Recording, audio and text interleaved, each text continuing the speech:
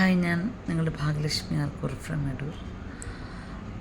എല്ലാ കുഞ്ഞുങ്ങളും ജനിച്ചു വീഴുന്നത് ഓരോ കഴിവുകളുമായിട്ടാണത്. ഇൻബോൺ ടാലൻ്റ് എന്ന് പറയും.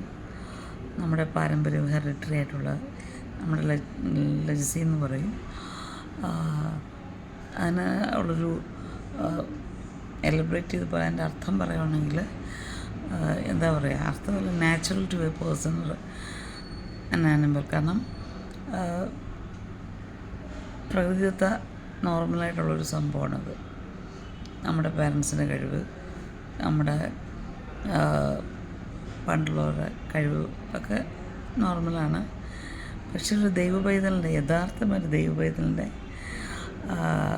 വിജയത്തിന് പിന്നിലുള്ളത് അവൻ്റെ ഉയർച്ചയ്ക്കും ഉന്നതിക്കും അവൻ ചെയ്യുന്നതെല്ലാം സാധ്യമാകുന്നതും പാടുന്നതിലും എന്തിനായിക്കോട്ടെ എക്സ് ഓർ വൈ അവരത് ചെയ്യുന്നത് ഇൻബോൺ ടാലൻ്റഡ് ആയിട്ടുകൊണ്ട് മാത്രമല്ല, ദൈവത്തിൻ്റെ കൃപ കൂടെയാണ്, ഗ്രേസ്.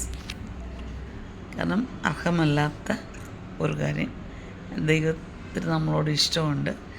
ദൈവം നമ്മളെ പ്രസാദിച്ച് നമുക്ക് തരുന്നൊരു ദാനമാണ്, കൃപയാണ്.